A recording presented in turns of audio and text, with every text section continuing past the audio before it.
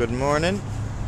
We're out at Whitechurch in Farnham in a final push for the national protest of CATU tomorrow, Saturday, 1 p.m. at Parnell Square.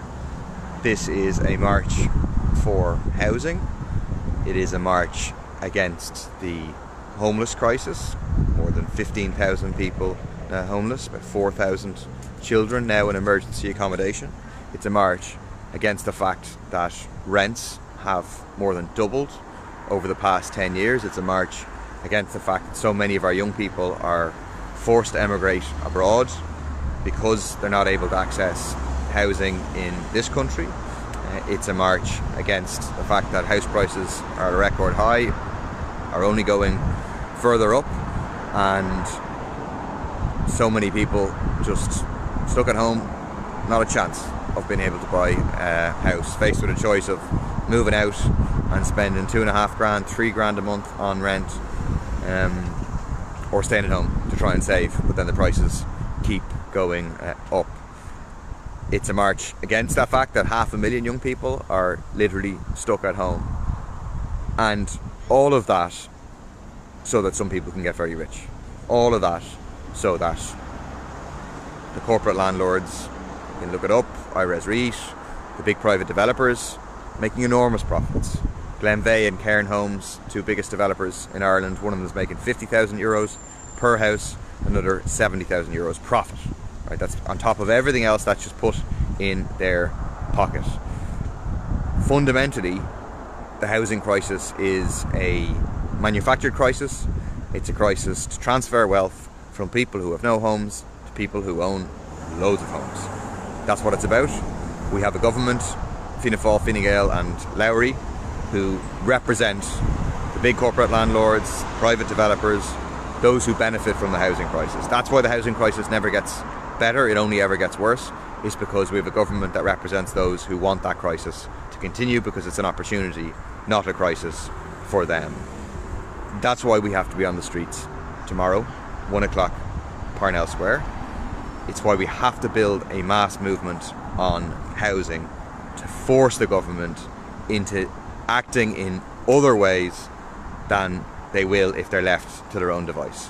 So left to their own device, they will continue just to represent the landlords, continue to represent the private developers. You've seen their latest policy ruse, which is to allow rents to rise faster, remove rent protection from a whole load of people, allow rents to rise even faster, all with the supposed idea that, oh, then it'll attract in further private investment.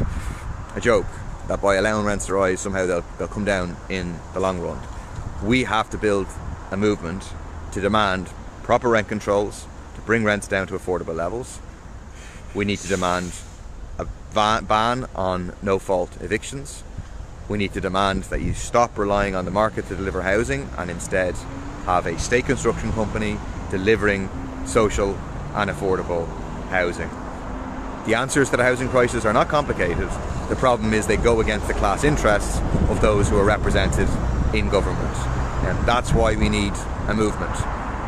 We didn't win on the water charges because we had a government that represented our interests. The government obviously wanted to introduce water charges, no question about it, but we won because we stuck together and we came out in massive numbers. We refused to pay, we protested, we stopped the meters, we got organised.